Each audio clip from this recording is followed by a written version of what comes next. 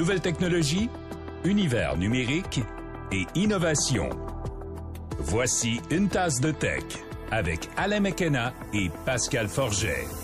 Et bonjour tout le monde, bienvenue à un nouvel épisode d'Une tasse de tech, épisode post-Milton, je veux le dire comme ça. Je salue les gens qui ont subi l'ouragan floridien. J'ai passé les vacances cet été dans le sud-ouest de la Floride et on est parti juste avant Elena, le précédent ouragan qui était...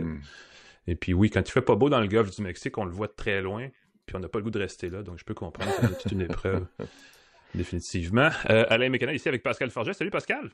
Bonjour, Monsieur McKenna, content de te voir. On va saluer nos partenaires pour 2024, TELUS et Plan Hub, après ton bulletin météo. C'est le temps le fun. C'est le fun d'avoir des bebelles technologiques. On fait un lien avec la météo. Quand tu es en déplacement, d'avoir ton téléphone chargé, d'avoir ton robot taxi qui t'amène chez toi, on va en parler. Écoute, je fais un lien complètement douteux. Mais c'est pas Tesla qui avait augmenté l'autonomie des véhicules par une mise à jour pour ceux qui étaient pris dans les zones. Oui, la dernière fois, ou il y a récemment. Et là, dans le cas de Milton, c'est pas Tesla, mais c'est Starlink qui est le service Internet de SpaceX là, par satellite que Musk a annoncé sur X nécessairement qu'ils allaient élargir la portée de la couverture de Starlink pour les téléphones cellulaires qui ont un accès à des services satellites pour pouvoir justement communiquer en cas de panne de réseau et ainsi de suite. Quand même. Alors, on va parler dans cet épisode-là, on a déjà parlé de Tesla, on va en reparler, on va parler de processeurs pour bureau d'Intel, avec l'intelligence artificielle dedans, évidemment, faut en parler, de stockage autonome de ces données. Je suis très curieux que tu m'en dises plus, très curieux, très tentant. On va parler de Roku, de raison d'acheter l'Apple Vision, attacher votre portefeuille avec de la broche. Ceux qui se retiennent, là, ceux qui disent, hey, je devrais-tu mettre 5000 $, ça. Bon, on va vous en donner des raisons de l'acheter, l'Apple Vision 5000 Pro. bonnes raisons d'acheter l'Apple Vision. ou pas, hein? Ou pas, oui. On va juste vous en donner, vous faites ce que vous voulez avec ça. Et même de Huawei, j'avais une petite nouvelle là-dessus amusante, très curieux là-dessus, puis de jeux vidéo pour commencer. Ben oui, tu nous passes ça en parlant de Steam, dont on ne parle pas assez souvent. Oui, parce que je suis pas un joueur de jeux vidéo du tout. Les gens pensent que je passe mes soirées à jouer des jeux. Mais j'ai été surpris de voir que Steam, maintenant, le service de vente de jeux vidéo en ligne, te mentionne maintenant, en tout cas aux États-Unis, que quand tu achètes un jeu, tu achètes une licence, tu n'achètes pas un jeu. Quand tu achètes un objet, tu le possèdes, tu peux faire ce que tu veux avec. Quand tu achètes une licence sur Steam, tu achètes une licence, tu n'achètes pas un jeu. Et ça, c'est suite, entre autres, au jeu The Crew d'Ubisoft, qui est disparu des librairies des utilisateurs. Certains l'avaient acheté il y a 10 ans, et à un moment donné, il est plus là, les serveurs ont fermé, et là, tu peux pas te revirer de bord, tu peux pas tenter de trouver une autre solution. Et donc, ceux qui ont des jeux en ligne, peut-être, je sais pas, protestez, réfléchissez, dites-vous que des fois, les DVD ont encore du bon. Oui, puis même chose, tous les services en nuage, la musique, quand on a une playlist et qu'on se désabonne de Spotify, est-ce que ça reste, tu sais? Et qu'on ferme son compte, il y a bien des choses qui disparaissent, là. Et là-dessus, c'est très drôle parce que je calculais que le prix des CD que j'ai achetés quand j'étais ado, c'était presque 15, 20 $, des fois plus que ça chacun. L'argent que je mettais par année, c'est beaucoup plus cher que ce que je paie maintenant pour Spotify. Et j'ai pas juste accès à quelques dizaines d'albums, j'ai accès à des milliers d'albums. Fait que moi, je trouve que globalement, j'ai encore une caisse de CD qui traîne à quelque part, qui valent $1 chacun si je les emmène dans une boutique de disques d'occasion. J'aurais peut-être aimé payer pour Spotify à ce moment-là pour avoir accès à plus de musique. Mais c'est un choix. Encore une fois, t'as pas l'objet. Tu gardes pas l'objet, puis il y a des disques que je trouve pas sur Spotify. Ça me rend très triste. Ouais. On va tourner rapidement sur un coin de rue, là, comme ça, à 90 degrés, vers le marché du téléphone sans fil. C'est extrêmement opaque, ce créneau-là, parce qu'on en a parlé cette semaine, mais on en a parlé dans le passé aussi. Les fameux frais d'itinérance, quand on sort du pays et qu'on veut utiliser son téléphone cellulaire, c'est très opaque parce que les chiffres par rapport à ça ne sont pas publiés de façon très claire par les fournisseurs qui gardent ça, qui amalgament ça souvent dans des frais accessoires et plein d'autres affaires. Et là, le CRTC, cette semaine, a mis son pied par terre, a dit, ça y est, je trouve que les frais d'itinérance au Canada sont trop chers. Et il demande aux fournisseurs de revoir la formule, en tout cas. Il donne jusqu'au 4 novembre aux fournisseurs pour arriver avec une solution à ce problème. L'exemple que le CRTC donne, c'est qu'il y a des frais d'itinérance qui ont augmenté au fil de la dernière année et demie environ. Cela dit, les fournisseurs, puis je regardais, c'est vrai, les fournisseurs incluent de plus en plus l'itinérance aux États-Unis, en tout cas dans leur forfait de base, pour, je pense que c'est 10 $ par mois de plus, ou même souvent moins que ça. Donc, il y a façon d'éviter ces frais-là. Mais quand on n'a pas de forfait, effectivement, c'est un créneau où il y a des gros sous qui se jouent et qui finissent par coûter cher quand on part en famille et qu'on oublie de désactiver ces fonctions-là. Donc, j'ai hâte de voir où ça va mener un peu tout le monde, mais la bonne nouvelle, c'est que ça risque de coûter moins cher. Ce que je discutais avec des spécialistes du secteur, ce dont je parlais cette semaine, et ce qu'ils me disaient, eux, ils s'ennuyaient de l'époque où on pouvait être facturé à l'acte, c'est-à-dire que quand tu arrivais quelque part et que tu avais besoin d'envoyer juste un texto dans toute ta semaine, tu étais facturé pour le texto et non pas pour l'ensemble de la journée ou l'ensemble de la semaine ou peu importe. Ouais. Donc, c'est peut-être ça qui va revenir. On va peut-être réintroduire l'itinérance à l'acte. C'est le pari qu'on fait, en tout cas. C'est ça, ben oui, tu arrives à destination, je suis bien arrivé à l'hôtel, tout est beau, ça te coûte 50 sous. Voilà. Encore une fois, si tu en envoies 50, ça vient vite coûteux. Puis je pense que c'est ça. Je pense qu'on se rend pas compte qu'il y a des gens qui utilisent très, très peu, puis il y a des gens qui utilisent énormément. Fait que la formule très, très peu, c'est ça. Je pense qu'il y a peu d'entre deux. Tu parlais de frais d'itinérance, comment les diminuer. Moi, je vais te parler de raisons d'acheter le Vision Pro. De dépenser plus. Non, mais tu as économisé sur tes forfaits d'itinérance. Il va peut-être te rester 5 000 $ pour acheter le Vision Pro. Apple a mis le film Submerged de 17 minutes, une expérience, un court-métrage qui a été filmé pour le Vision Pro. Et évidemment, tu regardes la bande-annonce. Écoute, j'ai arrêté de compter le nombre de fois où on dit with the Apple Vision Pro. Il te le répète, là, mais tellement de fois. En vidéo spatiale. En vidéo spatiale, ben oui, parce que tu fais de l'informatique spatiale. Filmé en 180 degrés, donc une expérience très, très, très immersive. Ils ont filmé un studio. Écoute, je suis très curieux. J'ai cherché le budget de ce petit film-là. On peut l'écouter gratuitement si on a un Vision Pro, évidemment. Il va y avoir des films au cours des prochains. On annonce une série d'expériences, de films qu'on va pouvoir regarder avec le Vision Pro. Question d'en montrer les capacités et peut-être d'augmenter l'intérêt de se le procurer. On va voir des films de basketball, un concert personnel avec Ray, la chanteuse, je ne sais pas comment ça se prononce, ça, ouais.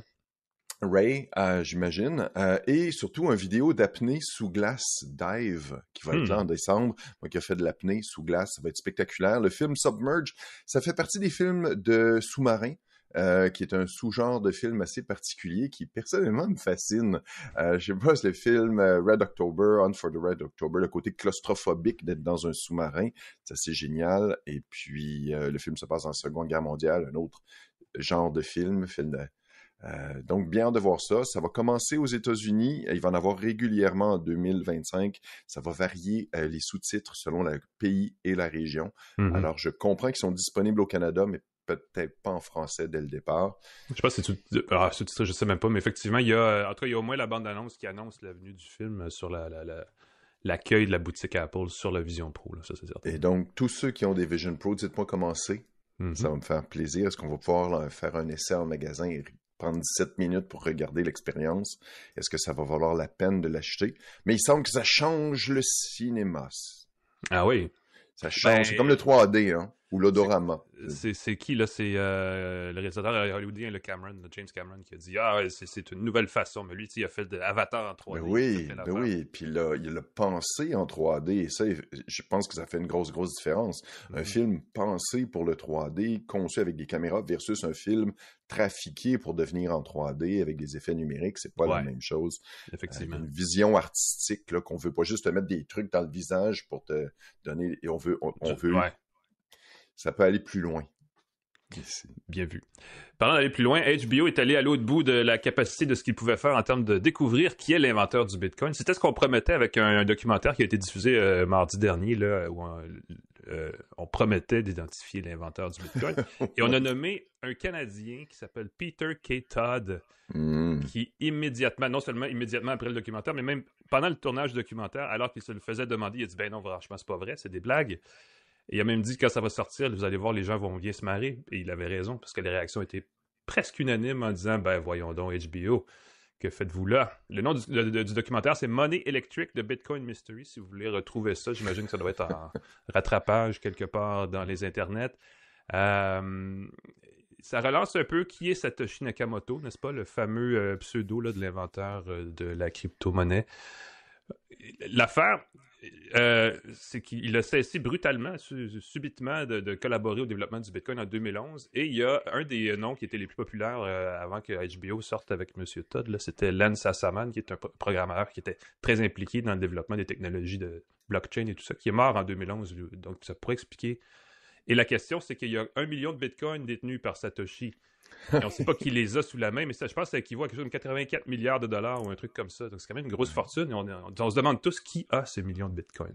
Ouais. Et la question, la rumeur, c'est que la clé a été perdue, fait que ces bitcoins-là sont plus exploitables. Mais si quelqu'un se lève un matin et décide de les utiliser, ça peut changer le cours de la crypto-monnaie. Ben oui. Un des trucs, et je sais pas si tu as entendu ça, que le FBI, le CIA et compagnie ont saisi des crypto-monnaies et auraient une grosse quantité de crypto-monnaies, ben oui, qui pourraient, s'ils désirent, supprimer, changer le cours complètement, soit le faire chuter très très vite en liquidant leur bitcoin d'un coup. Et j'ai lu une théorie de conspiration, j'aime beaucoup ça, que ce serait justement les services secrets qui auraient lancé une crypto-monnaie. Il y en aurait lancé une pour tenter le terrain, parce que les criminels sont très intéressés par la façon de distribuer de l'argent, des grosses sommes sans laisser de traces. Et là, ben, tu es un service secret, tu rassembles l'info, tu rassembles les preuves, et tu fais disparaître tout cet argent-là. Tu ruines des criminels, j'ai pas beaucoup de pitié là-dessus. Il y a quelque chose de très taoïste à ce procédé de jouer, tu sais, pour les forces de l'ordre, de jouer le jeu des criminels en disant on va embarquer, tu sais, ce qui fait que tu as besoin des criminels pour avoir la police, puis tu peux pas éliminer les criminels pour justifier l'existence de la police, donc tu dis bon, on va faire comme eux. Et là, pouf, mais ça serait surprenant qu'un jour ça disparaisse parce que il y avait tout le réseau cellulaire de téléphonie cryptée. C'était le FBI ou le CIA qui était derrière ça. Ben oui. Tous les criminels utilisaient un système de communication qui était écouté et conçu pour être... et là, ils ont pu faire une rafle incroyable. C'est assez flayé. Ouais. Passons maintenant à Huawei. Ben oui, écoute, parlons de Huawei. On en parle, ça continue de... Bon, ils ont fait leur téléphone plié en triple dernièrement. Ils vont annoncer Harmony OS Next. Et ce qui est amusant là-dessus, c'est qu'il n'est plus basé sur Android, la version libre d'Android. Ah oui. Ça va être lancé avec le Mate 60, le Mate X5 pliant, le MatePad Pro. Nouveau système d'exploitation qui n'est plus compatible avec les applications Android, conçu là, Pure Blood. Là, il paraît qu'il serait 100% développé par eux.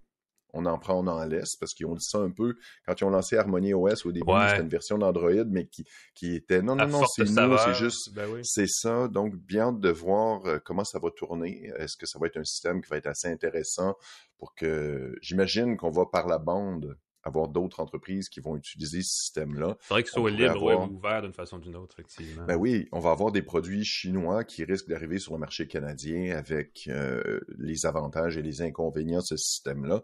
Bien hâte de voir, parce qu'on sait que le système chinois, absolument, c'est assez contrôlé, puis il y a beaucoup de portes de sortie, puis de façons de te faire surveiller.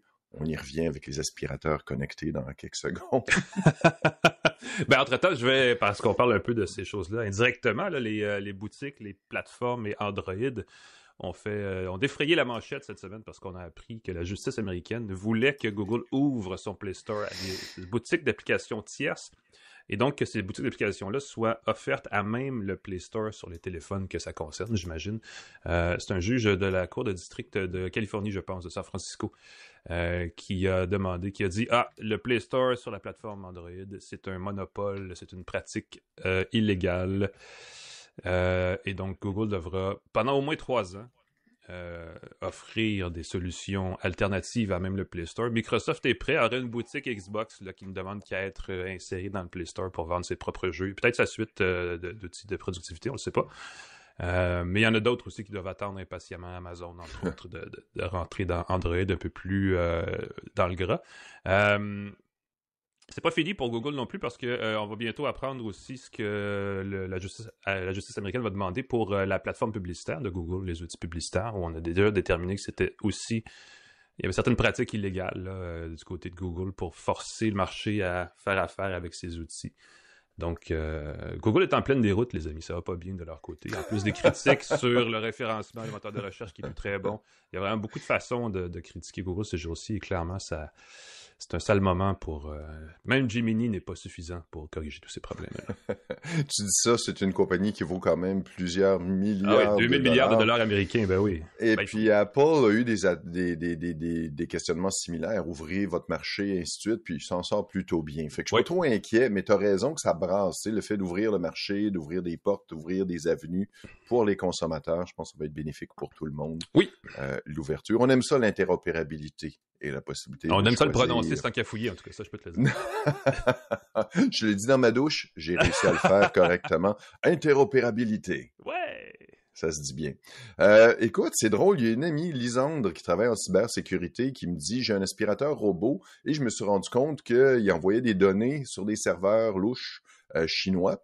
Et je vois une nouvelle des aspirateurs robots Ecovacs qui utilisent des photos, des vidéos et des enregistrements vocaux de ton aspirateur robot pour améliorer les modèles de la compagnie d'intelligence artificielle. » Là, Quand est-ce qu'on parle à son aspirateur, juste pour le fun? Non, mais tu es dans la maison, l'aspirateur passe, tu jases, tu es en réunion, tu discutes, tout ce que tu dis pourrait être enregistré et utilisé pour les modèles d'intelligence artificielle de la compagnie Ecovacs, les photos, les vidéos, et qui ne s'est jamais promené tout nu autour de son aspirateur robot? Qui? Moi, il me semble que des fois, tu t'en vas prendre ta douche, l'aspirateur, t'as de la visite qui s'en vient, tu prends ta douche, tu défiles dans ta flamboyance. Tu passes la balayeuse en même temps, ben oui. Exactement, tu passes l'aspirateur robot en même temps. Et c'est très drôle, parce que j'ai demandé à mon ami, je disais, hey, ton aspirateur, est-ce que c'était un Ecovac? Elle dit, non, c'est une autre compagnie qui s'appelle Lefant.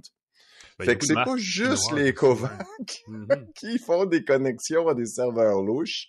Méfiez-vous si vous achetez des produits. Ça va être un gros enjeu, je crois, au niveau de la sécurité, du support. On a parlé des jeux qui disparaissent parce que notre licence marche plus. On achète des produits qui coûtent pas cher, mais oups, ça se connecte à des serveurs chinois. Ça te demande d'installer des applications qui, des fois, vont prendre plus d'informations que ce qui est strictement nécessaire.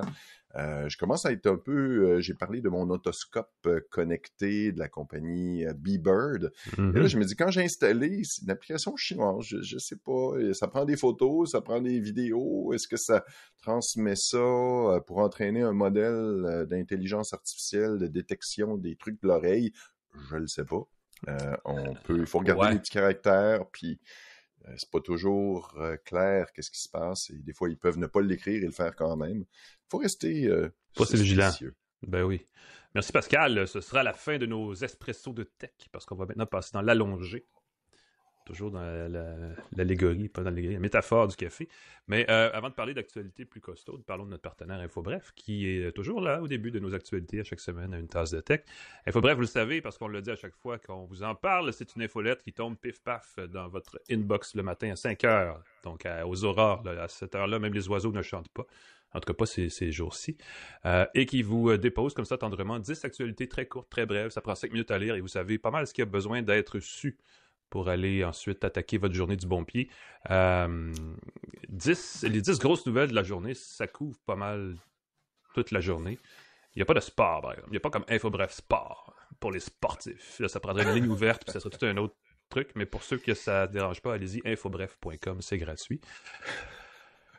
Est-ce que c'est parce que tu lis les nouvelles du sport que tu es sportif? Moi, je pense qu'il n'y a pas de corrélation. Bonsoir les sportifs. Mais j'avoue que c'est effectivement un glissement de sens. Parce que les gérants d'estrade ne sont pas tous ceux qui courent le plus vite. Je vais dire ça comme ça. On va parler d'une nouvelle génération de processeurs. Ça fait un petit bout de temps qu'on l'attendait, parce qu'on avait déjà parlé de Lunar Lake il y a quelques semaines à une tasse de tech. Et là, Intel vient de présenter Arrow Lake. Des puces pour les PC IA qui semblent plus se destiner aux desktops, aux ordinateurs de bureau. Quoi qu'on a aussi parlé d'ordinateurs portables, mais probablement un petit peu plus puissants là, que Lunar Lake. C'est le même principe. Hein? On a un GPU, un CPU et un NPU, donc un processeur graphique, un processeur neuronal et la fameuse unité centrale de calcul. Ça s'inspire évidemment lourdement de Lunar Lake, vous l'aurez compris. Évidemment, ça propulse en fait la prochaine génération de processeurs Intel Core Ultra 5, 7, 9. Il y a 5 nouveaux processeurs spécifiquement qui ont été dévoilés par Intel cette semaine. C'est des processeurs multicœurs nécessairement qui sont à peu près moitié-moitié composés de cœurs. Puis là, ça commence à être compliqué, mais on parle de cœurs économiques, donc moins performants, et de cœurs plus performants, donc des unités de calcul qui sont plus puissantes et donc qui sont moins énergivores. Pour les fins connaisseurs, c'est un mix de Skymount et de Lion Cove, si vous êtes des fins calés chez Intel. Ils ont des surnoms pour tout, c'est fou. Non, moi, quand ils partent là-dedans, là, des fois, je pense que les gens d'Intel réalisent pas que là, on va vous parler de Arrow Lake, qui est maintenant Intel Core Ultra. Puis là, il y a comme 8 SKU, puis là, il y a des ils partent là-dessus, puis les autres, ils connaissent tout ça. Puis tu dis, pour le consommateur, moi, je veux juste une puce performante qui consomme moins d'énergie. Puis pour un ordinateur de bureau, on s'entend que la consommation énergétique, c'est moins un enjeu, parce que tu es branché dans le secteur, tu n'as pas de pile. Sauf que, comme c'est moins chaud, comme ça consomme moins d'énergie, ça va baisser la température de ton processeur. Ça va le permettre de performer plus efficacement avec moins de ventilation. Exact. Et ça, je commence à trouver ça intéressant. On parle d'une réduction de consommation d'énergie la plupart du temps qui va de 30 à 80 watts sur une consommation généralement de 300 à 450 watts peut-être. Donc, on parle d'un 25-30% de gain dans certaines applications et d'une baisse de la température moyenne de 10 à 13 degrés Celsius. C'est quand même pas négligeable, effectivement. Ça permet aussi, évidemment, aux processeurs et aux composants de mieux fonctionner plus longtemps parce que la chaleur n'est pas l'ami nécessairement de la performance. Ils ont utilisé comme exemple Assassin's Creed Mirage, le fameux jeu d'Ubisoft, justement, pour présenter ces statistiques-là. Et on parle d'un gain à performance égale, là, un gain de... L'indicateur, c'est la performance par watt, donc un gain de 10 à 20% en termes de consommation d'énergie, donc c'est quand même pas si mal. Les processeurs dont on parle, c'est Core 5, Core 7, Core 9, Core Ultra, je devrais dire. Ce sont des processeurs conçus pour des gens qui font quand même une utilisation assez intensive de leur ordinateur. Le Core Ultra 9, c'est le top du top. C'est pour les gamers qui ont besoin de cette milliseconde, de cette fraction de degrés Celsius ou je ne sais trop. Il y a plein d'outils de sur-cadençage, du overclocking qui sont offerts par Intel pour aller avec ça. Qui permet d'aller chercher encore plus de puissance moyennant quelques compromis, n'est-ce pas? Et ce qu'on dit chez Intel, c'est que j'ai trouvé deux choses intéressantes. La première, et c'est tout à l'honneur d'Intel, c'est qu'on réalise que les applications d'intelligence artificielle ne sont pas entièrement conçues pour utiliser le NPU, le processeur neuronal. Donc, l'ajout d'un NPU n'est pas nécessairement la grosse affaire qu'on pensait.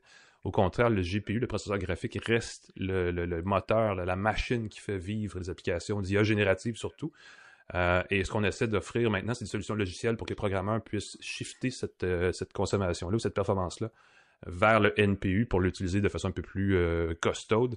Ce qu'on calcule chez Intel, c'est qu'en utilisant les outils logiciels qu'ils proposent, justement, on peut réduire la charge sur le CPU de 10%, sur le GPU de 30% et utiliser seulement 5% de plus du NPU. Donc, il y a vraiment des gains là qu'au niveau logiciel, on peut faire grâce à des nouvelles puces comme celle-là. L'autre chose qui m'a fait rigoler, c'est qu'Intel a présenté toutes ces nouvelles puces-là et a dit, avec ces puces-là, on est confiant qu'on est pas mal à peu près au même niveau de performance que nos concurrents.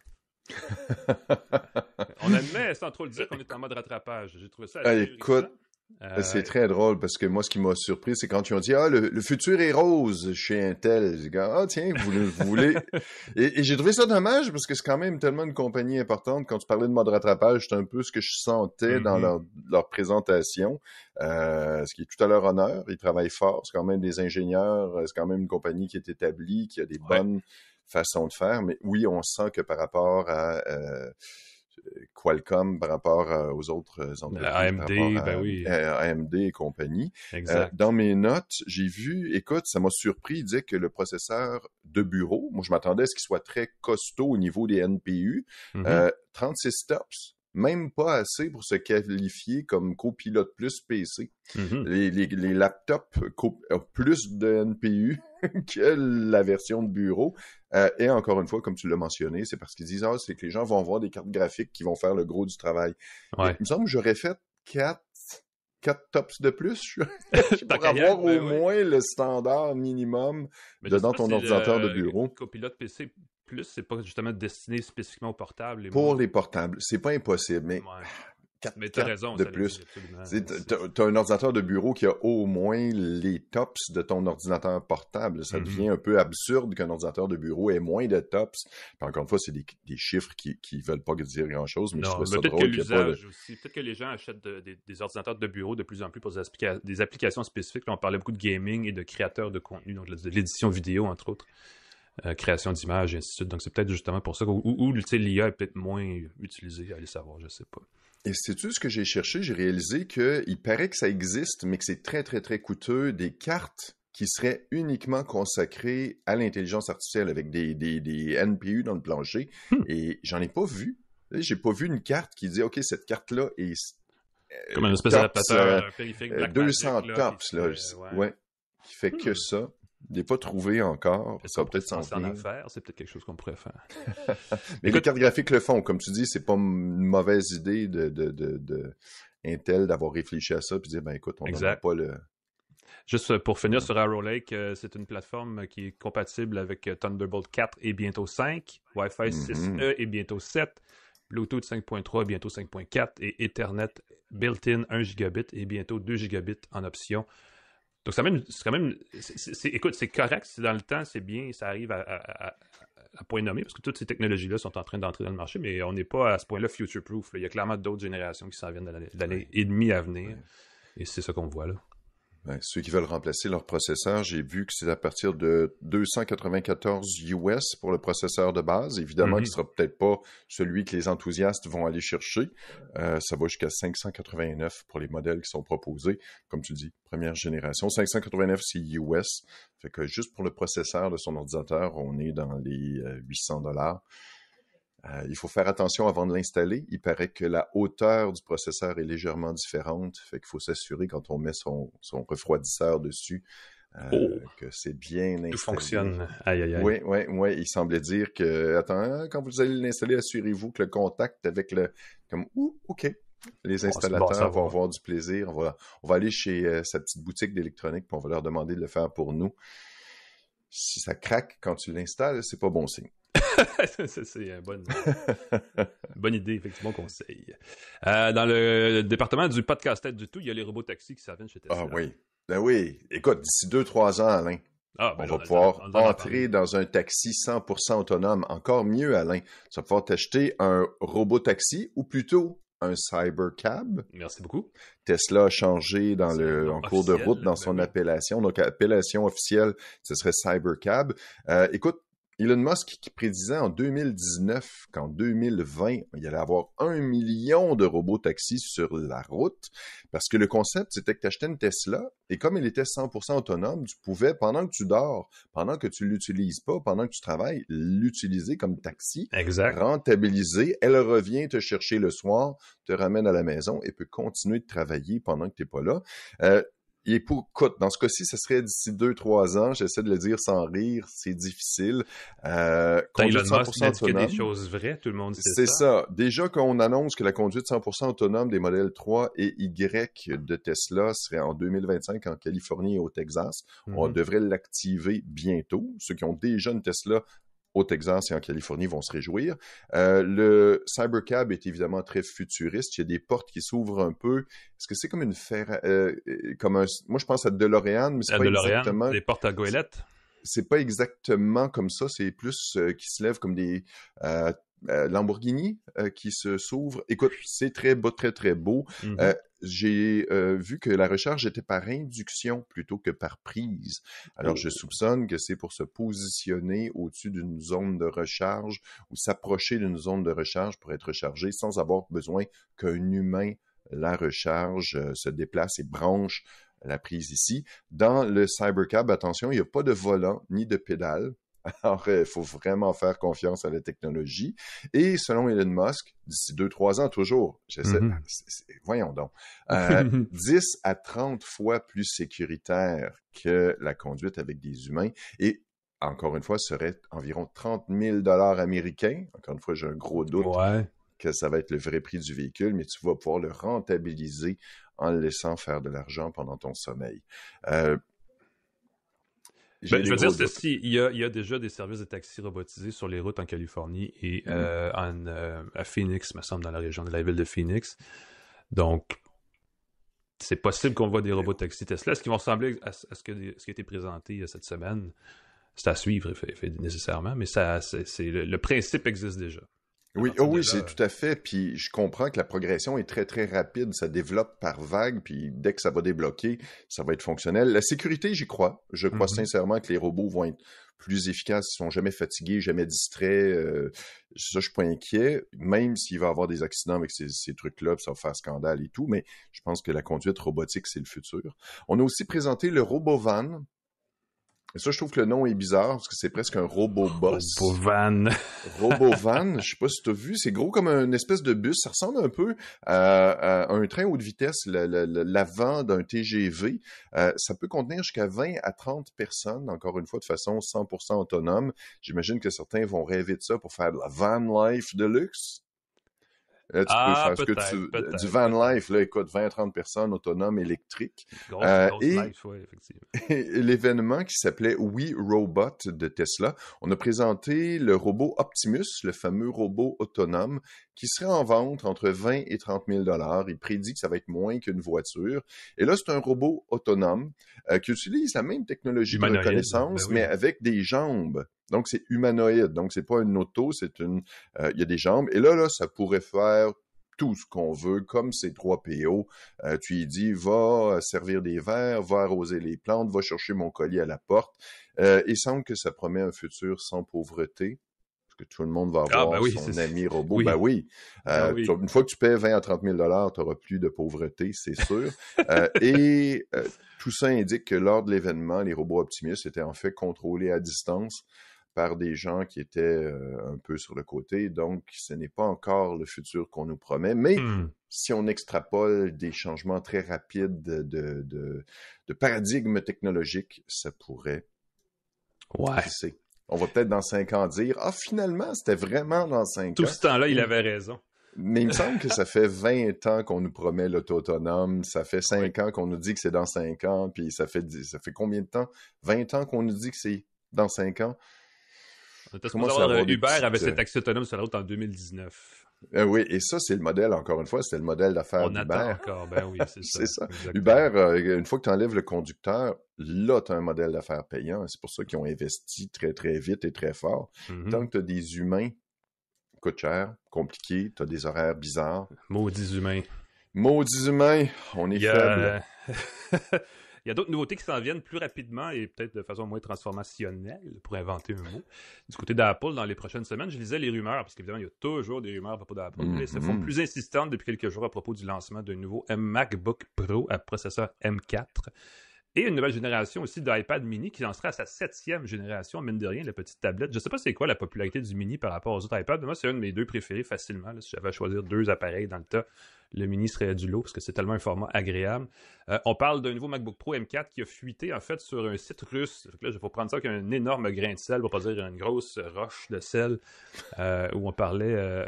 En fait, le site russe s'appelle Avito, c'est l'équivalent d'un Craigslist. Donc, c'est un prototype du MacBook Pro M4 qui aurait été fuité et qui serait en vente là-bas de façon, évidemment... Quand ça sent la fraude, quand ça...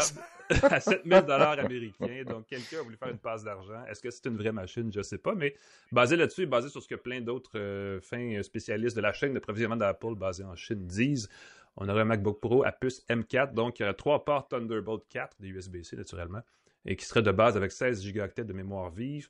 Il y aurait 3 versions de l'appareil. Le 14 pouces de base, pas cher, serait celui avec la puce M4 tel quel. Il y aurait 2 versions à 14 et à 16 pouces avec M4 Pro et M4 Max, qui sont les versions un peu plus costaudes de la puce.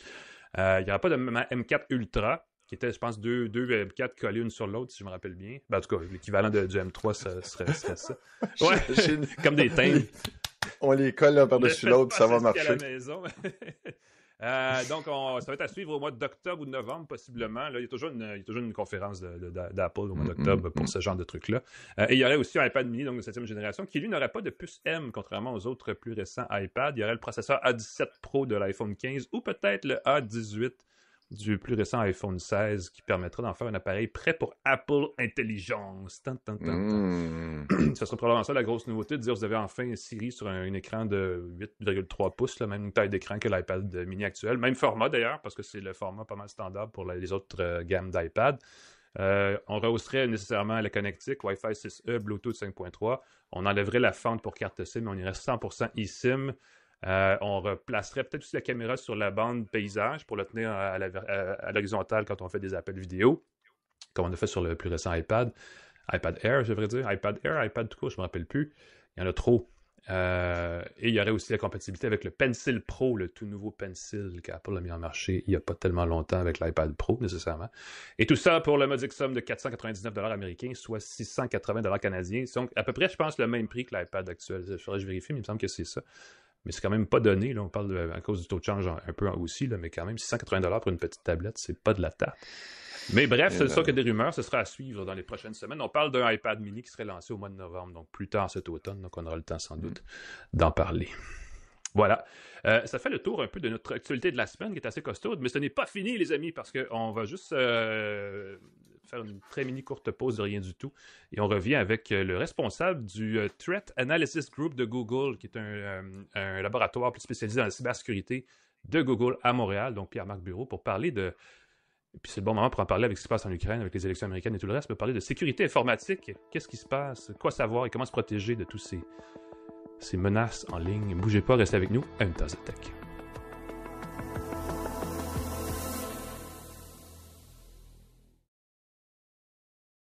De retour à Une Tasse de Tech avec Alain McKenna et Pascal Forget. Et bienvenue à Une Tasse de Tech, c'est le mois d'octobre qui est, je pense, le mois de la cybersécurité. Donc, c'est le moment, et il devrait y avoir 12 mois par année comme ça, parce qu'il faut toujours faire attention. Tout ce qui se passe dans je ne veux pas dire le dark web, parce qu'on tombe facilement dans le stéréotype du programmeur qui a toujours la capuche puis qui fait noir dans sa chambre quand il programme. Puis je pense que c'est un stéréotype éculé, là, les gens qui programment, mais peu importe pourquoi ils programment, savent s'habiller. Quoique là, on a deux hoodies de Pierre-Marc et moi. Alors, je ne sais pas trop si on défie la norme ou pas. Mais justement, pour parler des tendances, parler de ce que ça signifie, parce qu'il y a des enjeux. Souvent, on dit, bon, on parle de cyberguerre, on parle de l'Ukraine, on parle des élections américaines, de deepfake, on parle de plein d'affaires. Et ce qu'on ignore souvent, c'est qu'on a des experts à Montréal qui s'attaquent à ces problèmes-là au corps à corps, là, de très près, des spécialistes, dont Pierre-Marc Bureau, qui est notre invité, qui est le responsable du Threat Analysis Group chez Google à Montréal, le TAG, et qui joue avec ces choses-là et qui, j'espère, porte des gants parce que ça doit être salissant, tous ces outils malicieux. Pierre-Marc, bonjour. Bonjour. Écoute, premièrement, merci d'être avec nous, c'est super gentil. C'est un sujet, on s'en est parlé déjà dans le passé, qui évolue sans cesse, n'est-ce pas, la cybersécurité. Je parlais avec des gens cette semaine, il y avait une grosse rencontre à Montréal sur le portrait de la cybersécurité québécoise. C'est une industrie, il y a des gens qui travaillent là-dedans. Il y a des outils pour entreprises, il y a tout le côté sombre. Vous, chez Google, au TAG, vous vous occupez plus du côté sombre de l'affaire, si je comprends bien. Oui, l'équipe de TAG a été créée il y a un peu plus de 10 ans après une intrusion d'une unité de l'armée chinoise qui a réussi à pirater certains systèmes à l'intérieur de Google. Ah oui. Puis depuis ce temps-là, le mandat de l'équipe, c'est si on t'appelle à 3 heures du matin et on se dit il y a quelqu'un qui est rentré sur notre réseau, je veux que tu sois capable de me dire c'est quoi la liste des 10 acteurs qui sont le plus probables d'avoir réussi à mener à bien cette attaque-là. Puis je veux que tu sois capable de me dire comment je le trouve dans notre réseau maintenant. Wow. Donc oui, notre but, c'est d'essayer de comprendre les menaces qui ont le plus de chances, les acteurs, les gens, comment ils opèrent, qui ont le plus de chances de réussir à pirater notre infrastructure, nos systèmes, puis après d'être le plus efficace possible dans nos réponses. Wow. non, mais c'est que c'est même pas la personne qui a fait l'intrusion, c'est qui sont les coupables probables. Parce que j'imagine que c'est très difficile d'identifier l'acteur lui-même, le cybercriminel précisément. Ouais, puis dans le fond, ça c'est un peu des fois la différence entre ce qu'on voit dans les films puis la différence de ce qu'on voit dans la réalité. Mm-hmm. C'est vrai que tu sais, on aimerait avoir la réponse de dire voici le prénom, le nom de famille, l'adresse et le numéro de téléphone de la personne qui est entrée dans le réseau. Mais souvent, quand on parle d'une posture défensive, c'est pas ce qui est le plus important. Ce qu'on veut savoir, c'est quoi les outils qu'ils utilisent habituellement? Comment est-ce que je peux les trouver dans mon réseau? Est-ce qu'il y a l'habitude d'utiliser les mêmes serveurs qui sont hébergés dans tel pays avec tel système d'exploitation? Comment est-ce que je peux trouver des traces qui vont m'aider à faire l'enquête? Donc, des fois, oui, on trouve l'identité, puis il y a une masse de données sur Internet qu'on peut aller chercher. Donc, des fois, on peut trouver quand même assez précisément qui est à la source de certaines attaques. Mais quand on veut vraiment se défendre, des fois, c'est pas là où je vais mettre le plus d'énergie. C'est plus comment est-ce que je peux le trouver? Comment est-ce qu'il opère? Qu'est-ce qui change dans le temps que je dois maintenant mettre à jour mes mécanismes défensifs pour m'assurer que je vais avoir la meilleure protection possible pour notre infrastructure à nous et pour nos utilisateurs aussi. Parce que dans le fond, si on n'a pas une infrastructure qui est sécuritaire, on ne pourra pas protéger nos utilisateurs après. C'est ça, et c'est même pas des fois, là je caricature en parlant d'une personne spécifique, mais c'est ça, c'est souvent des groupes qui font ça, les attaques. C'est beaucoup plus que des personnes maintenant. Oui, absolument. La plupart des organisations, moi je me concentre beaucoup côté cybercrime, un petit peu moins du côté des attaques qui sont commandées par les groupes gouvernementaux, mais dans TAG, on fait les deux. Mais dans les deux cas, c'est des organisations qui ont plusieurs individus, mais qui ont des ils utilisent Confluence avec les mêmes guides d'utilisation. Ils vont faire du copy-paste comme on va faire du copy-paste pour certaines choses. Donc, oui, pour être plus efficaces, ils vont collaborer, ils vont échanger du code, ils vont utiliser les mêmes serveurs. Donc, c'est rarement une personne seule. C'est de plus en plus des groupes qui sont organisés et spécialisés aussi. Donc, il y en a qui vont être des programmeurs, il y en a qui vont être des opérateurs, il y en a qui vont faire leur DevOps pour le déploiement de leurs outils. J'allais te demander, parce que là, vous divisez en deux chez TAG entre les groupes commandités par des gouvernements puis des groupes qui font plus ça pour de la business. Je sais pas comment on peut dire ça, mais est-ce que c'est pas les mêmes groupes, dans le fond, qui sont essentiellement pas des mercenaires nécessairement, mais qui sont, peu importe qui achète, ils vont effectuer une tâche pour un client? C'est un peu comme ça que ça fonctionne? Ben ça, c'est intéressant. On a un peu de tout. Le spectre est assez large. Dans TAG, en réalité, on a 4 sous-équipes. Donc, on a ce qu'on appelle en anglais Advanced Persistent Threat, ou les menaces qui sont récurrentes. Ouais. Souvent des unités militaires ou des unités civiles, mais qui ont vraiment un groupe attitré, dans le sens qu'ils sont pour un gouvernement. Eux, ils ont une job pour la vie, puis ils disparaissent rarement. Tu sais, c'est les mêmes unités qui vont avoir des membres qui... Bon, le côté cybercrime, ce qu'on appelle motivé financièrement. Après, on a aussi le côté exploit, donc les compagnies et les fournisseurs de logiciels qui essaient d'exploiter des vulnérabilités de type 0D. Donc, ils vont trouver de nouvelles failles de sécurité dans Android, dans Safari, dans Chrome, puis ils vont cibler souvent des activistes politiques, souvent des journalistes, des choses comme ça. Donc, nous, comme organisation, on a un intérêt à essayer de les identifier, de trouver le plus rapidement possible les failles de sécurité qui exploitent, puis d'essayer de les réparer. Mm-hmm. Puis, pour terminer rapidement, la 4e équipe regarde plus la désinformation, les opérations d'information, donc les comportements inauthentiques sur nos plateformes qui peuvent être financés par des gouvernements pour essayer d'influencer l'opinion publique.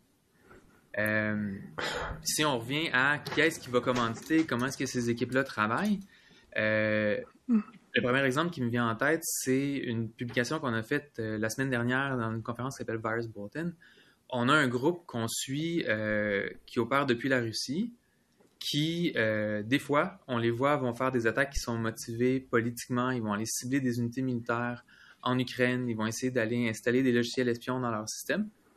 Puis, 3 semaines après, on les voit, puis ils vont faire une attaque similaire, mais déployer un ransomware, un rançongiciel, pour potentiellement financer leurs opérations. Donc, des fois... Un petit coup d'argent, oui. C'est ça. Ils vont avoir des contrats un peu différemment. Des fois, ça va être pour le gouvernement. Des fois, ça va être pour... Puis en même temps, je dis gouvernement, mais c'est un peu de la spéculation. On le déduit en fonction des cibles puis de leur type d'opération, mais on n'a jamais vu... c'est ça. On peut passer entre les deux organisations. Mais on peut tracer une ligne assez directe entre les cas de ransomware sur nos ordinateurs à nous qui servent à financer des groupes qui ensuite peuvent aller faire de la désinformation en Russie, en Ukraine, en Israël ou n'importe où. Dans le fond, il y a comme cette espèce de chaîne là où c'est pas séparé les uns des autres. Là.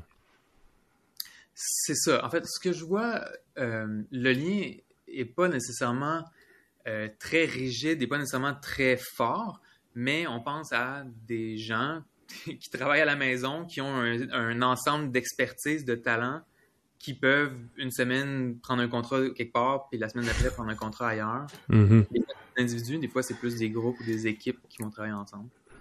On n'imagine pas les pirates informatiques comme des pigistes de la fraude, mais c'est un peu ça, je comprends bien. Quand tu parlais de mercenaires, c'est un peu ça aussi. Ben, en fait, je disais, je sais pas si c'est même pas avec toi, Pierre-Marc, dont on parlait de ça, mais il existe mettons, tu veux attaquer une entreprise, tu peux acheter un ransomware as a service. Il existe des outils genre où tu sous-traites essentiellement la tâche.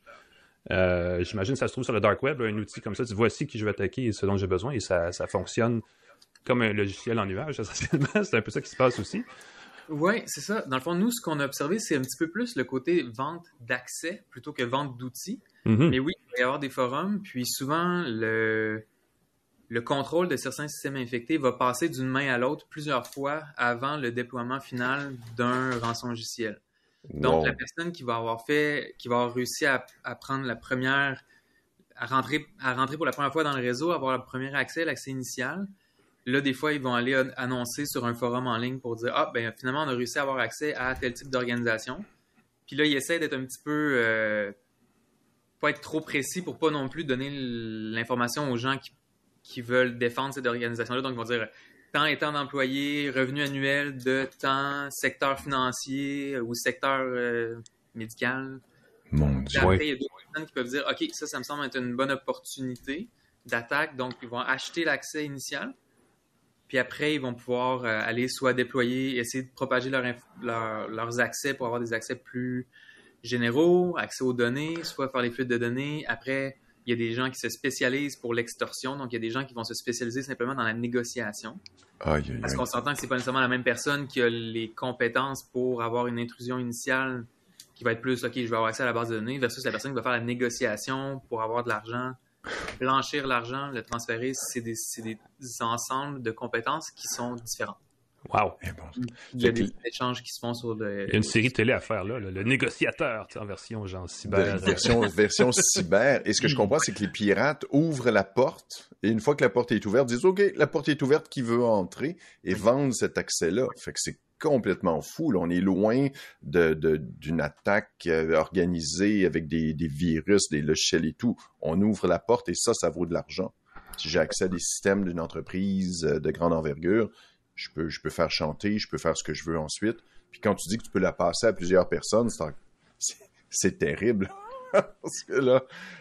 Ça change un peu le modèle qu'on a pour dire comment est-ce qu'on doit se défendre. Au début, on va se dire, qui sont les gens qui auraient intérêt à pirater mon réseau informatique? Est-ce que c'est mon compétiteur qui veut voler mon information, qui est sensible? Est-ce que c'est mon compétiteur qui veut voler mes clients?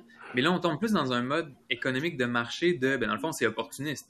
Il y a quelqu'un qui va vendre, puis si la personne qui va être prête à donner le plus va avoir accès.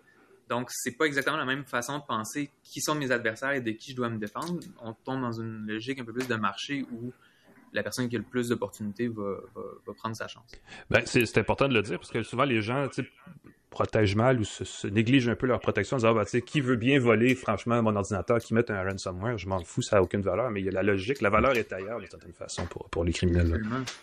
Absolument. Puis dans le fond, on pense avec la pandémie où on a beaucoup de monde qui travaille de plus en plus de la maison. Donc là, si on utilise un ordinateur à la maison, il n'y a personne qui se soucie vraiment de cet ordinateur-là. Oui, mais il ne faut pas oublier que cet ordinateur-là peut donner accès à des ressources qui sont critiques dans un environnement corporatif. Donc, les conséquences peuvent être plus graves. Il y a deux choses, je ne sais pas si tu les analyses, tu me le diras, parce qu'on n'en a pas parlé avant, mais les keyloggers, les logiciels qui suivent les touches pressées sur son clavier, ça a l'air d'un phénomène en pleine émergence ces jours-ci. Je ne sais pas si vous analysez ça de votre côté, mais ça a l'air... les gens ne s'en rendent pas compte, mais souvent... c'est facile. Les pirates suivent de très près à la seconde près ce que les gens font sur leur clavier. Souvent, il y a eu des cas de fraude dans des banques au Canada l'année passée où c'était ça. Là. Ils entraient leurs informations pour aller sur le site de leur banque et dans la même minute, il y avait un fraudeur quelque part qui faisait la même chose. Est-ce que vous suivez ça dans ton groupe? Oui, donc dans mon équipe, on se concentre beaucoup sur justement les attaquants qui peuvent être financés, motivés par les gains financiers. Donc, on priorise protéger notre organisation, mais rapidement après aussi protéger nos utilisateurs. Ouais. Puis on voit qu'il y a beaucoup de distribution pour cibler les utilisateurs.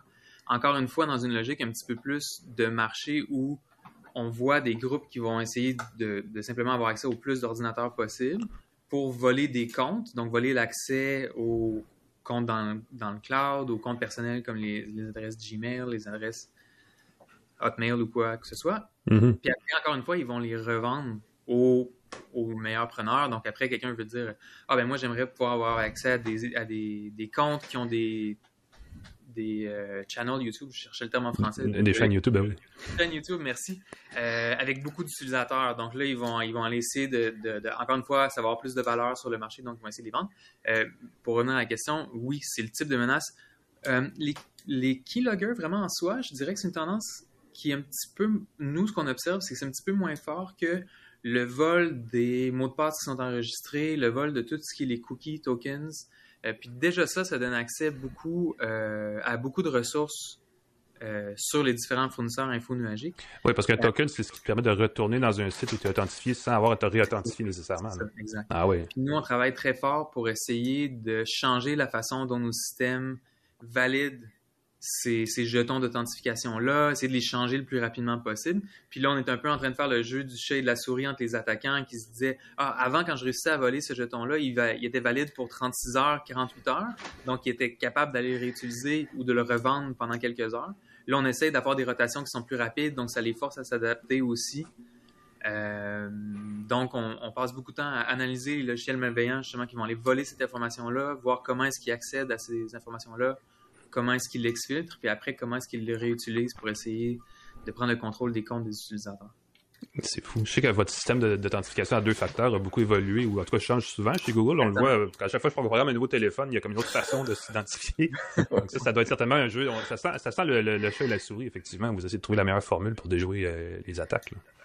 Ben, oui, pour déjouer les attaques, mais ce qu'il ne faut pas oublier, puis ce qui est aussi difficile que de déjouer les attaques, c'est d'avoir un système qui est facile à utiliser, qui est intuitif pour nos utilisateurs. Parce que le meilleur système de défense, s'il est trop compliqué, puis on finit par rendre l'accès aux ressources trop difficile, on n'a pas gagné parce que là, les gens ne vont pas vouloir utiliser ces systèmes-là. Donc, des fois, il y a des changements qui sont faits pour aussi faciliter l'utilisation, contrairement à simplement rendre la tâche la plus difficile pour les attaquants. Parce que l'ordinateur le plus sécuritaure, là, il est au fond d'un coffre-fort puis il est éteint. Mais il ne sert pas à grand-chose. Donc, puis personne n'y arrive. On veut que nos utilisateurs puissent utiliser leurs ressources, puis que ce soit agréable, puis que ce soit facile, et qu'ils aient confiance dans leur utilisation. C'est fou quand même comment ça évolue. Tu as parlé de YouTube tantôt, puis on parle évidemment toujours à l'émission, parce que c'est le sujet certainement des 2 dernières années, l'intelligence artificielle générative, et nécessairement on parle de fausses vidéos. Et on craignait surtout dans le contexte des élections présidentielles aux États-Unis là, qui ont lieu en ce moment, de l'explosion des deepfakes vidéo, entre autres. Et chez Google, avec Gemini, vous avez des superbes outils VO qui permettent de créer des vidéos. C'est comme hallucinant. Fait qu'on imagine que la technologie est à point pour faire des fausses vidéos. Est-ce que vous voyez des tendances dégagées sur YouTube? Est-ce que c'est effectivement un problème qui est émergent ou si on n'est pas si pire calme là-dessus en ce moment? Je vais être honnête, j'ai pas toutes les informations de ce côté-là, surtout du côté des élections. Donc, par contre, ce que moi j'observe du côté de du crime informatique, on a quand même vu des tendances de faux vidéos, mais plus pour des fraudes à l'investissement. Ah. Mais c'est définitivement dû à un biais de ce que vous faites dans ton groupe. De ma zone d'intérêt. Côté politique, effectivement, j'ai pas l'impression, comme vous, quand je lis les nouvelles, quand j'essaie de me tenir à jour, j'en ai vu peut-être un petit peu moins que ce à quoi je me serais attendu. Mm-hmm. Mais c'est ça. Mais du côté des crimes financiers, on en voit quand même un petit peu. Comment ça fonctionne pour un crime financier? Comment on fait du deepfake dans ce contexte-là? De prétendre d'être un...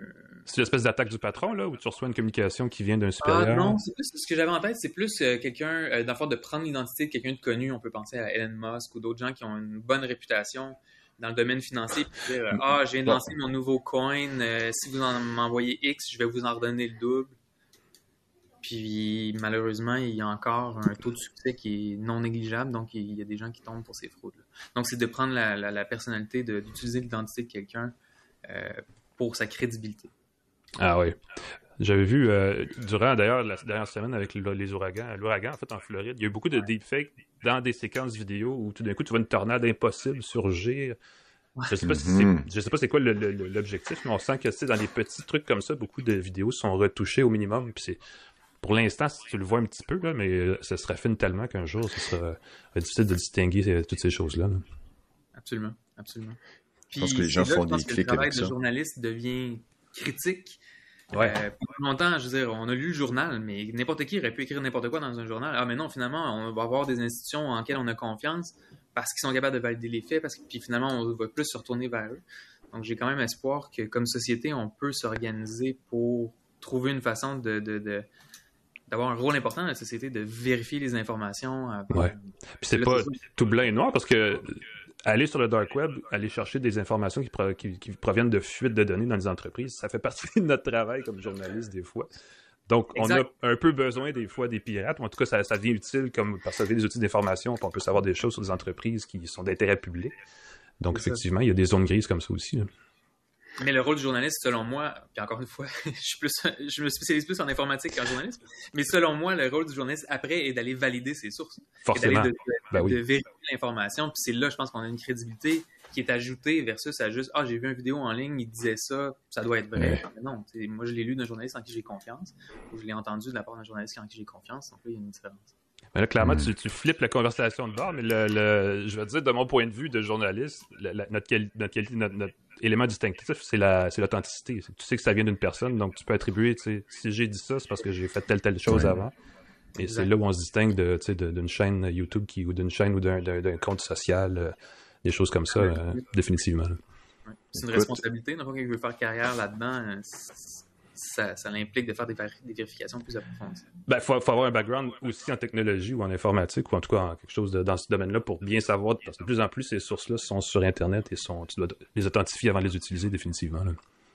Ici, quand tu lis un article de vulgarisation sur la cybersécurité, Pierre-Marc, tu parles des médias, puis je te jure, les médias, c'est pas facile parce que nous, avec un article qui dit « Méfiez-vous de cette vidéo-là est fausse », on a 4 clics.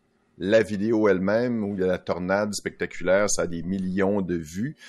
Qu'est-ce qui manque en tant qu'expert? Je suis curieux d'avoir ton grain de sel. Des fois, tu dois lire des articles puis rire. Tu sais, quand tu es un médecin, puis tu regardes une série médicale, tu fais « Oh, c'est pas de même, ça marche ». Tu es un expert en cybersécurité. Quand tu vois des nouvelles sur la cybersécurité, qu'est-ce qui manque? Qu'est-ce qui te fait rire? Qu'est-ce qui te fait... ou qu'est-ce qui t'inquiète si c'est mal rapporté? Juste ton feeling... Ah, c'est une bonne question. Je m'étais pas préparé à ça. Je pense que ce qui manque souvent, c'est un peu plate à dire, j'aimerais savoir quelque chose d'un petit peu plus scandaleux. Mais... non, mais tu sais, ton gut feeling, tu lis un article sur la cybersécurité, tu fais « Ah, tabarnouche, ils n'ont pas parlé de... » Y a-tu quelque chose qui te fait réagir? Ben, je pense que souvent, ce qui me fait réagir, c'est le manque de nuances. C'est les espèces d'affirmations à l'emporte-pièce que oh, ben de toute façon, on sait que n'importe quel pirate informatique assez bien financier va réussir à pirater n'importe quel système. Ou tu sais, des espèces d'affirmations. Puis là, on revient à qu'est-ce qu'ils vendent. Dans le fond, c'est sûr que ça vend de faire peur et de dire ah, les pirates sont capables de tout faire. Ou on parle de l'intelligence artificielle, de vendre la peur par rapport à plein de ces choses-là. Moi, c'est ça, des fois, qui me fait réagir par rapport à un peu plus de nuances. Ben non, c'est pas vrai. Là. Regardez, l'Internet, il y a des choses qui fonctionnent pas bien, mais tout n'est pas perdu. Puis il y a quand même beaucoup de valeur dans ce qu'on fait pour échanger de l'information, pour se tenir à jour. On a accès à plein d'informations qui valent la peine. Donc, des fois, moi, quand les articles que je lis qui me font réagir, là, c'est ceux qui sont très catégoriques, avec peu de nuances, puis qui vont avoir des grandes affirmations. Là. Donc, c'est sûr que les Chinois ils peuvent pirater n'importe quoi. Ben, attention. Je dois avouer, Pierre-Marc, je suis coupable. J'ai déjà dit quelque chose qui ressemblait beaucoup, beaucoup à ça. Que si tu étais ciblé... Et encore une fois, c'est ça. Mon feeling, c'est que si quelqu'un te cible particulièrement, quand on parle de cibler les journalistes, c'est souvent ce que je lis, que des personnes d'État, des chefs d'entreprise, des gens qui ont de l'information, un employé spécifique, on veut entrer dans une entreprise, on va cibler un employé. Ce que je veux dire dans ce temps-là, puis encore une fois, est-ce que je sais pas si je m'approche de la vérité en nuançant, ben quand on va te cibler personnellement, t'as très peu de chances de t'en sortir parce que là, dès que la moindre erreur, t'es au niveau défensif, la moindre erreur, t'as juste à faire une erreur. Les attaquants peuvent se tromper 50 fois, mais en tant que défenseur, t'as une erreur à faire. T'oublies une fois de te connecter avec un VPN, t'oublies une fois tu tapes ton mot de passe sur un ordinateur compromis. Et c'est ça mon point de vue versus le commun des mortels qui peut dormir relativement tranquille parce que s'il prend les mesures de base de cybersécurité, il va s'en sortir. Je voyais que si on prend les options de base, je pense que c'est 90-99% des menaces. Si on a une bonne hygiène de mots de passe, si on fait attention en se connectant, si on utilise la double authentification, on diminue grandement nos risques. Quand on est ciblé, on joue avec le feu. Là. On est toujours à risque.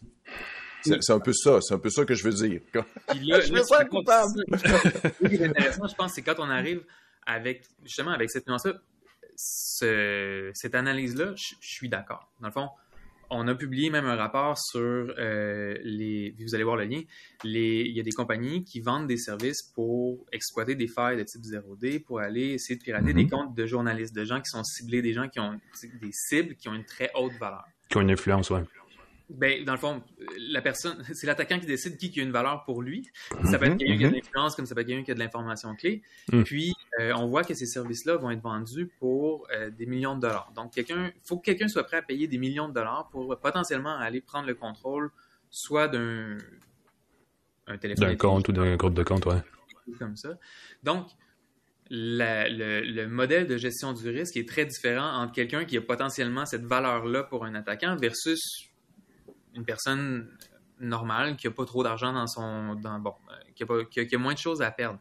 Puis après, oui, dans le fond, si des attaquants sont prêts à investir des millions de dollars pour essayer d'avoir accès aux informations d'une certaine personne, il y a plus de chances qu'ils se fassent pirater. Elle a beaucoup moins de marge d'erreur. Donc, chaque fois qu'elle va potentiellement faire une erreur,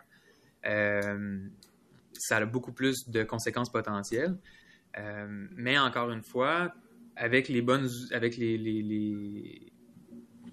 habitudes, la bonne hygiène justement informatique, c'est ça, de dire que c'est sûr qu'elle va se faire pirater, ben non, pas nécessairement. Là, ça devient un peu le jeu du chat et de la souris. S'il y a une erreur, est-ce que l'autre personne va être capable d'exploiter cette erreur-là oui, tout à fait. au moment? Puis, donc, c'est pas catégorique, mais il y a des outils, même quand on parle sur les différentes plateformes, d'avoir des modes à haut risque, de prendre des habitudes, d'être encore plus restreindre ses utilisations des systèmes informatiques dans certains contextes pour se protéger. Puis dans le fond, les histoires qu'on entend, les histoires sur lesquelles on lit, il y en a des gens qui se sont fait pirater, mais il y en a plein qui étaient ciblés qui ne se sont pas fait pirater non plus. Donc, je me dis, c'est pas 100% parce qu'on peut penser à des cibles qu'il y a probablement beaucoup d'entités qui voudraient réussir à pirater et qui n'ont pas réussi encore. Donc, ouais. Ben, c'est un bon point parce que les victimes, évidemment, nous, on se concentre sur les victimes, savoir ce qui s'est passé, mais il y a bien des gens qui ont déjoué le système dans des faux courriels ou des choses comme ça. Les gens ont détecté l'arnaque et ils sont passés à côté, définitivement. C'est ça. Il y a de l'espoir. Ben, exactement. Avec un peu de nuance, il y a de l'espoir. Comme quoi, tous les pirates ne sont pas des gens habillés avec une capuche dans le noir, dans leur sous-sol pour faire de mauvais coups. Il y a toutes sortes de monde qui fait toutes sortes de choses. Il faut en tenir compte, définitivement. On aurait pu parler de ça encore une bonne grosse demi-heure, mais je pense qu'on va s'en garder pour une prochaine fois, Pierre-Marc, parce que c'était premièrement extrêmement intéressant et riche, et déjà là, on a appris beaucoup. Pierre-Marc Bureau, responsable du Threat Analysis Group, vous dites TAG, hein, tout simplement, chez Google, j'imagine. Exact. Qui est basé à Montréal. On a ça à Montréal, c'est quand même une richesse, il faut en parler. Merci d'avoir été avec nous, c'est vraiment intéressant. Merci, c'est un grand plaisir. Nous, on prend une petite pause et on revient avec nos essais de la semaine. Restez avec nous à Une Tasse de Tech.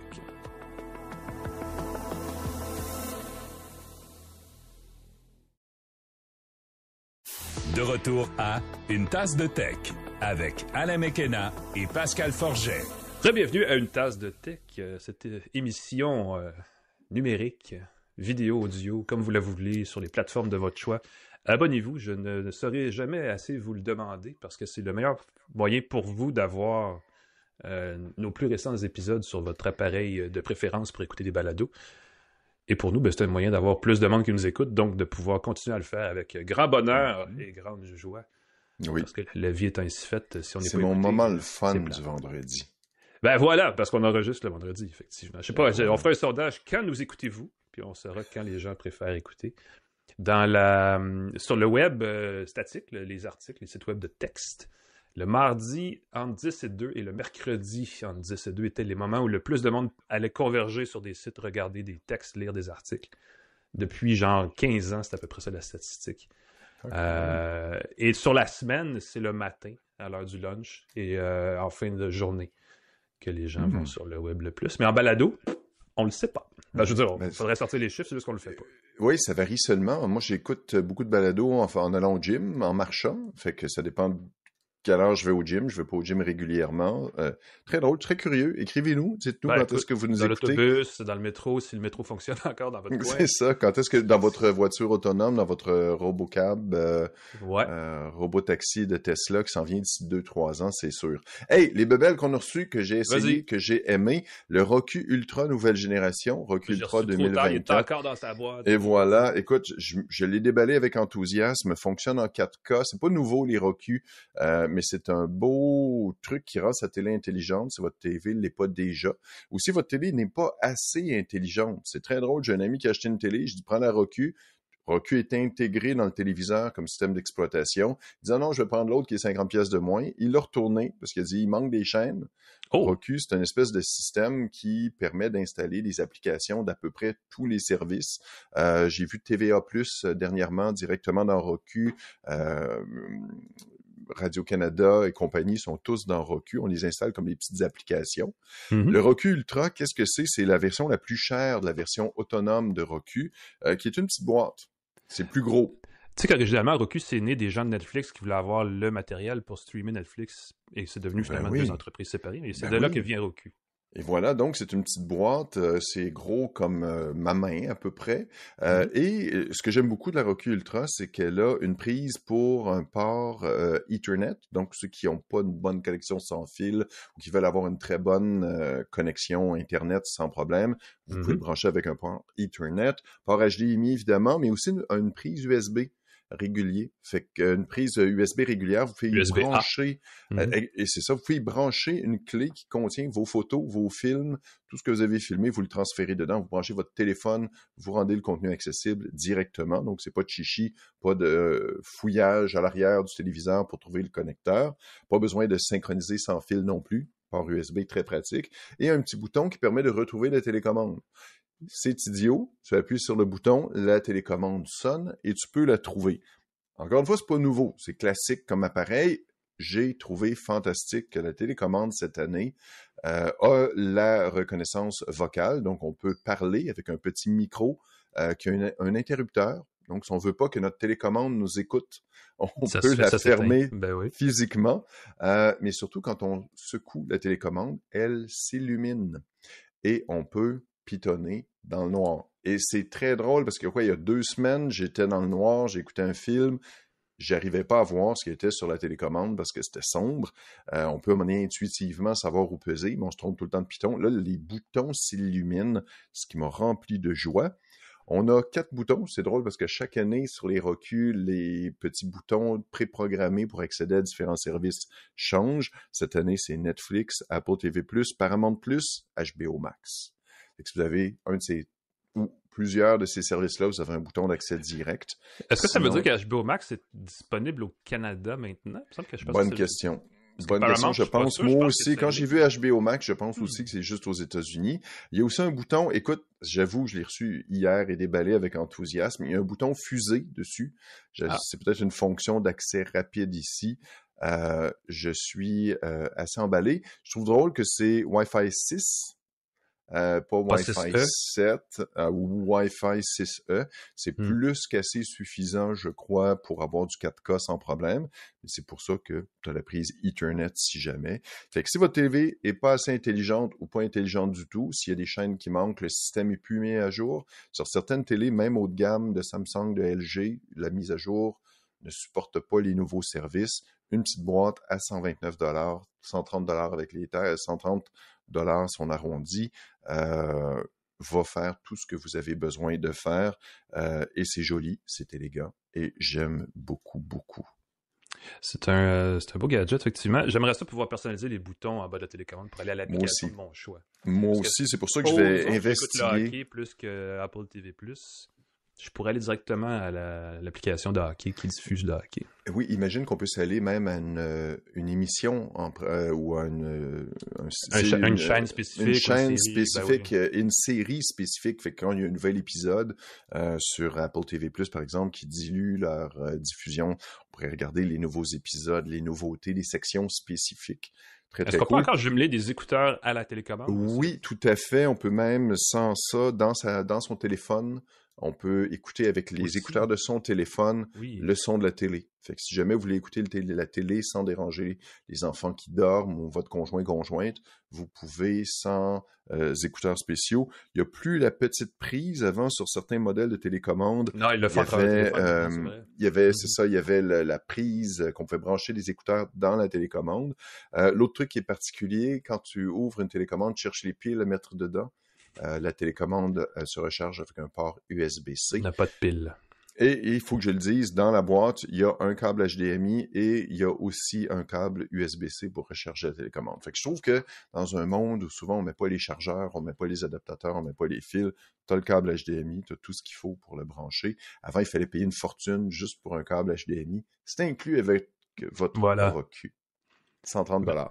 130, c'est ça l'affaire. Surtout, c'est pas et ça, c'est le modèle haut de gamme. Hein. C'est le modèle haut de gamme parce qu'il y a des modèles moins coûteux qui sont à partir de 30 $, je crois, de Roku. Ça, c'est le haut de gamme avec le port USB. Ça peut donner une deuxième source à votre vieux téléviseur si vous n'avez pas un téléviseur intelligent et que vous en voulez un. C'est une façon moins chère d'en profiter, définitivement. Et voilà. Merci, Pascal. Moi, je suis allé dans un autre registre complètement. Oui, mais non. On parle très peu souvent. Il y a un lien, Alain. C'est un bidule. On va pouvoir On va pouvoir le brancher dans son Roku pour avoir du Ça contenu. pourrait servir à être branché. C'est un disque externe et ça s'appelle le Disc Assure Pro 3 d'une compagnie britannique du Royaume-Uni qui s'appelle iStorage. C'est pas quelque chose de très, très, très connu ici comme marque, mais c'est vraiment le parangon de la sécurité des données numériques. C'est un disque dur que, si vous nous regardez en vidéo, vous voyez, il y a un petit pavé numérique. Il y a vraiment un clavier avec des touches physiques sur le disque. Alain, on dirait un téléphone que tu as dans la main. Je pensais On que dirait tu avais un vieux téléphone Ouais. avec un pavé numérique touchtone dessus. Mais non, c'est un disque externe qui est vendu, je vais partir tout de suite avec la fiche technique, qui est vendu en version SSD, donc disque solide, ou en version disque dur classique, dans le fond, ce qui est beaucoup moins cher, mais on peut aller de 500 gigaoctets à 16 téraoctets dans le petit boîtier que j'ai dans la main. Il y a 3 petits DEL au-dessus du clavier, et tout ça ensemble, ça permet de chiffrer ces données à un niveau de conformité que l'armée américaine trouve pas mal cool, à un niveau de protection des données que les standards les plus élevés de sécurité informatique acceptent. Donc, si vous avez des données et vous y tenez, si vous avez le code, la clé des premiers millions de bitcoins, qu'on ne sait pas si cette chose est perdue ou pas, oui. vous les mettez là-dessus et vous ne la perdrez jamais. En tout cas, vous pouvez la protéger des yeux malicieux, d'autres personnes qui voudraient subtiliser vos données. Je vais vous dire tout de suite, restez avec moi pour la suite, mais cette version-là que j'ai sous la main, elle fait 2 téraoctets et elle coûte 1100 $. Oh, bon, je m'éloigne du micro pour hurler. Ouch! Prenez le temps de tomber en bas de votre chaise, relevez-vous et restez avec nous parce que je vais vous expliquer après quelque chose d'assez intéressant par rapport à ça. Mais avant qu'on en parle, la norme de validation, de conformité, tout ça, c'est FIPS 140-3 niveau 3. C'est genre la plus récente norme de sécurité des données. Le gouvernement américain s'en sert, donc c'est vraiment un niveau de, si tu as vraiment des données extrêmement confidentielles, ça va les protéger. Il est un petit peu plus gros qu'un disque USB normal, mais il n'est pas plus lourd. Et il vient avec un petit étui de protection. Et en fait, il est vendu aussi en 3 ou 4 couleurs. Là, donc, c'est pour le point de vue esthétique, on se sentit quand même pas si mal. Écoute, à ce prix-là, s'il n'est pas bordé de diamants... Il y a un truc. Le clavier, les touches, c'est des touches qui sont recouvertes d'un époxy qui ne s'use pas à l'utilisation. Donc, au fil du temps, on ne saura pas que les 4 chiffres que vous utilisez, c'est ceux qui sont les plus usés sur le pavé. 1, 2, 3, 4. Et il y a 2 niveaux de code. Il faut rentrer un code utilisateur et un code administrateur. Ce que je trouve un petit peu, je veux dire, absurde, c'est que si vous oubliez le code utilisateur, vous pouvez utiliser le code administrateur pour le déverrouiller et réinitialiser le code. Mais si vous oubliez un, il y a des chances que vous oubliez l'autre aussi. Ça, c'est... c'est pour un usage commercial. C'est pour un usage commercial. Le responsable de la sécurité peut donner à un employé un code personnel et si jamais on doit réutiliser le disque, il y avait SanDisk, je crois qu'il offrait des clés USB comme ça. IronKey, c'est pas... j'ai le logo en tête, là, je l'ai pas loin ici, mais il fallait entrer un code et justement, il y avait un code de réinitialisation. Exact. Pour réutiliser une clé qu'un employé... c'est effectivement, si on déploie un groupe de disques, on peut avoir des codes séparés par disque et un gros groupe super code pour l'admin. Ce sont des codes d'au moins 8 caractères, donc c'est des codes très longs. Je dis 8, puis c'est peut-être même plus que ça, c'est peut-être 12, mais je pense que ça commence à 8. Donc, c'est pas juste le NIP pour déverrouiller votre téléphone, c'est plus que ça. Si vous entrez incorrectement 15 fois de suite le code utilisateur, l'appareil se verrouille. Il faut ensuite utiliser le code admin pour le déverrouiller. Si vous utilisez incorrectement 15 fois, ou si vous entrez incorrectement 15 fois le code admin, le disque s'efface au complet. Donc, essentiellement, vous avez 29 chances, ou 30 en tout cas, pour avoir le bon code, après quoi vous perdez les données qui sont dessus, si vous utilisez les 2 codes combinés nécessairement. Et pour que tout ça fonctionne, il faut... on peut le brancher... Pour garder la mémoire, tout ça, ça prend de l'énergie, mais ça se recharge automatiquement par connexion USB. C'est un port USB-C, ça va très vite. Il n'y a pas de souci en termes de durabilité par rapport à ça. Il y a aussi, on peut entrer un code PIN, un 3e code, d'autodestruction. Ça supprime instantanément tout ce qui est contenu, les clés de chiffrement, les données, tout le kit. C'est vraiment, écoute, c'est de la sécurité pour les paranoïaques, il n'y a aucun doute là-dessus. On met le thème de l'émission Impossible pendant ce temps-là. C'est un peu ça, exactement. Le seul moyen de s'en sortir, c'est qu'il faut savoir le code, puis il faut même porter un faux masque de la personne qui l'utilise, probablement. Il y a une licence à vie incluse pour le logiciel Nero Backup, qui est le logiciel de sauvegarde de sûreté en nuage. Et il y a une licence aussi d'1 an pour la version Drive Security du storage en nuage de iStorage, c'est la compagnie qui fait le disque. Ça enlève une petite douleur financière au prix total. Je vous disais 1100$ pour cette version-là à 2 Teraoctets. Il y a la version, ça c'est le SSD, mais la version à disque dur normal est 600$. Donc, elle est quand même chère, mais un peu moins. Parce qu'on le sait, on peut avoir des disques externes, il y a un USB de 2 Teraoctets pour probablement 150$ ces jours-ci. Là, c'est pas très cher, mais c'est pas sécurisé. Et c'est pas mal plus fun d'avoir une sécurité, un chiffrement physique sur l'appareil que d'avoir sur une fois qu'on le branche puis qu'il surgit à l'ordinateur, parce qu'on peut le faire sur n'importe quoi. On peut brancher ça, tu l'as dit tantôt, dans un Roku. On peut le brancher dans son téléphone. La plupart des téléphones utilisent maintenant les espaces de stockage externes. Dans n'importe quoi, sa console de jeux vidéo.